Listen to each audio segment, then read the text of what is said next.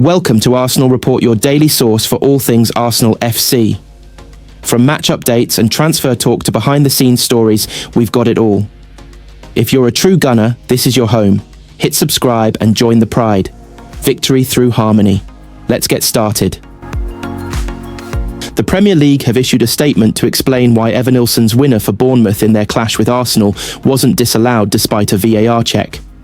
The Gunners went 1-0 up thanks to a Declan Rice first-half goal, but the Cherries battled back in the second period to claim a huge 2-1 victory. Dean Hyson grabbed the equaliser for the Cherries before Evanilson netted a scrappy second. The striker's goal was checked by VAR due to claims from the Arsenal players that he handled the ball as he bundled it home, but VAR stuck with the referee's decision, and now the league have explained why.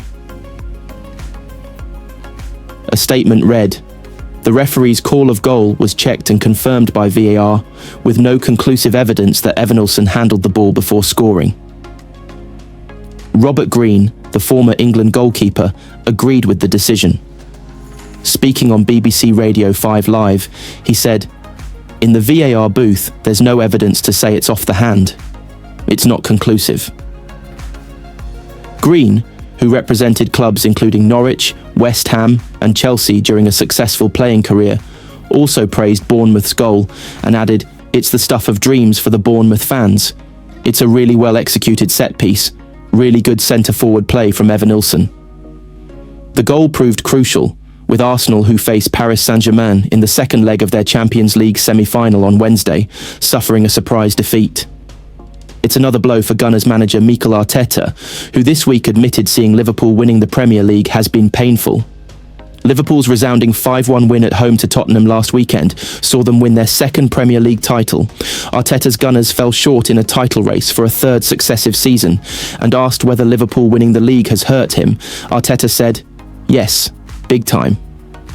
I understand that it's a team who have been more consistent, they've had the ingredients to win it, and it's been painful. I want to congratulate Liverpool and what they've done, the manner they've done it and how consistent they've been, and I think they fully deserve to win it. They've been the better team, had the better attributes, had their squad available consistently, and we are going to try again." They've had this distraction contract negotiations with Virgil van Dijk, Mohamed Salah and Trent Alexander-Arnold, but they still had them on the pitch the whole time, which is positive. They are a club who over the last 10 years have been fighting for trophies, winning big trophies like the Champions League. They are deserved champions. Arsenal manager Mikel Arteta appeared to indicate inconsistency in how Premier League rules have been applied this season. He was speaking in response to questions about the Gunners improving their disciplinary record after several red cards in the early stages of the season. Arteta's Gunners took on Bournemouth on Saturday afternoon, having lost the reverse fixture 2-0 at the Vitality Stadium. William Saliba picked up a straight red card that day, in what was Arsenal's third league dismissal of the season. Their fourth red arrived in January, when Miles Lewis-Skelly got his marching orders against Wolves.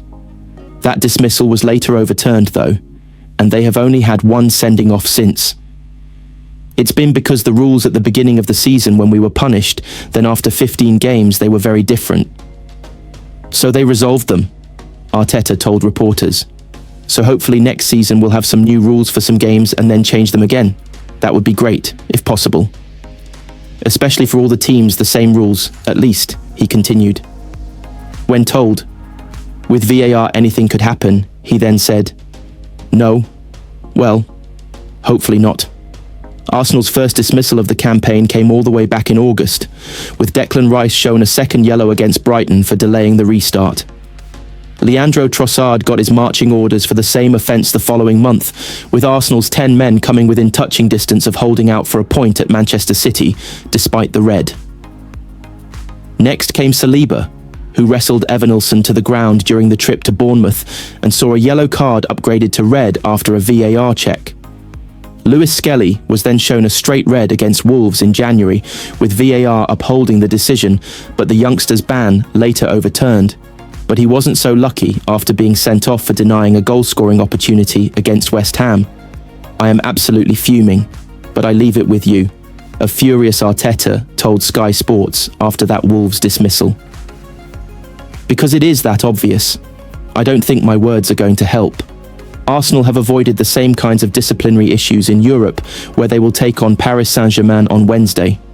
Luis Enrique's side hold a narrow 1-0 advantage as they prepare to welcome the Gunners to the Parc des Princes.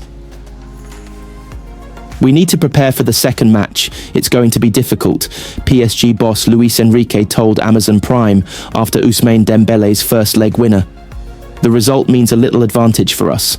We are going to suffer, we know that. I think we can go to the final, but there is still one match. Whoever progresses out of Arsenal and PSG will face either Barcelona or Inter Milan in the final. Inter led 2-0 and 3-2 in the first leg at Montjuic, but had to settle for a draw thanks to an unfortunate own goal from keeper Jan Sommer.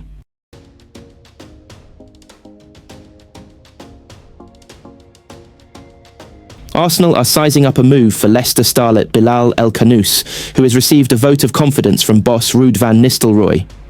The Gunners are looking to bolster Mikel Arteta's options across the pitch ahead of another title push next season. Arteta's men have finished as runners-up in the last 2 campaigns and look set to end up second for a third time on the trot this term.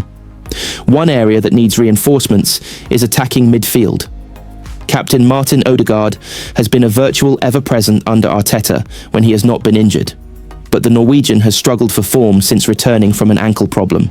There is no player capable of truly replacing Odegaard within Arteta's setup. That has led to Arsenal turning there to potential candidates to act as competition for their skipper next season. Fabio Vieira could be an option, but given his struggles on loan at Porto, it appears his time at the Emirates Stadium is over.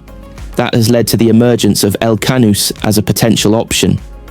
The 20-year-old only joined Leicester from Genk last August in a £21 million deal. But he has shone in what has been a woeful season for the Foxes as they have gone straight back down to the Championship. According to The Sun, Arsenal are monitoring the young playmaker who was named Genk's Player of the Season in his final year in Belgium. There are concerns about his physicality, but his incredible technique and vision have impressed the Gunners. It is said he could be a useful squad addition for Arteta, and Leicester's relegation means he could be relatively cheap, despite having 3 years to run on his contract. El-Khanous has scored 3 goals and notched 5 assists in his 35 appearances across all competitions. Van Nistelrooy is clearly a big fan of El-Khanous, having named him in every Premier League starting lineup of his tenure at the King Power Stadium. The Dutchman has even claimed the midfielder has the ability to star in the Champions League. His potential is there to be a top player in the Champions League. He can go a long way, the Leicester said earlier this season. He's not afraid to challenge the big teams in the league. He did very well in the home game against Manchester City. He's young, he came into the Premier League this season. He's developing really well. He's looking to add to his numbers. It's a matter of time, the goals and assists. There are still games for him to add to those numbers. He's a hard worker. He wants to improve. He's very young still. He's one definitely for the future of this club, to bring the club forward. He's come from the Belgian League to the Premier League. He's playing into a team where we're in the situation where we are. He's a technical player, and he needs to be on the ball a lot. That's where his strengths are. For where we are, sometimes there are different games for him, but for his development, it's great. Mikel Arteta's full focus will be on overturning Arsenal's current deficit to PSG in their Champions League semi-final next week. But Gunners' sporting director Andrea Berta is already setting plans in place for this summer's transfer window. Berta is thought to be gearing up for a busy few months in the market. Boss Arteta is keen to bring in the players who can help Arsenal finally get over the line in their search for a first Premier League title since 2004. The London side spent nearly £95 million in last summer's transfer window, though their signings have mostly failed to live up to expectations. That means the upcoming market will be a crucial one. Top of the shopping list is a new striker, with Gabriel Jesus falling out of favour and Kai Havertz not regarded as a top-level forward. One player on the shortlist is Sporting Lisbon's Victor Gyökeres. Gyökeres is being tracked by many of Europe's top clubs, but Arsenal have now received a major boost in their pursuit of him. Here, Arsenal Report rounds up all the latest Gunners transfer news. Riccardo Calafiori only arrived at Arsenal last summer in a £42 million move from Bologna, but a disappointing debut season has left him already edging towards the exit door. A knee injury disrupted his progress, but he has also struggled to adapt to England. According to Milan Live, the Gunners are now ready to listen to offers for the 22-year-old. A tentative price tag of £30 million has been set on the defender's head, with Juventus said to be seriously considering a move. AC Milan are ready to rival Juve for the Italian international's signature, with the Rossoneri considering the possibility of a swap deal. Malik Thiaw and Fikayo Tomori are both considered to be potential makeweights. Mikel Arteta has insisted he is every confident that William Saliba will remain at Arsenal beyond this summer. The Frenchman has been heavily linked with a move to Real Madrid, but Arteta believes he will remain a Gunners player. I leave those kind of things more for Andrea Berta and the club to talk about. What I'm certain about, because I have the conversation with him, is that he's so happy here, he wants to continue with us, he said.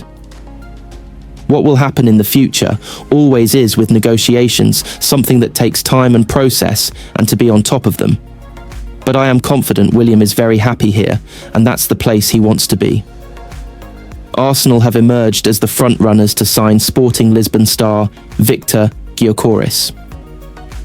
The Swedish striker is being tracked by many of Europe's top clubs, having created a fearsome reputation in front of goal in Portugal.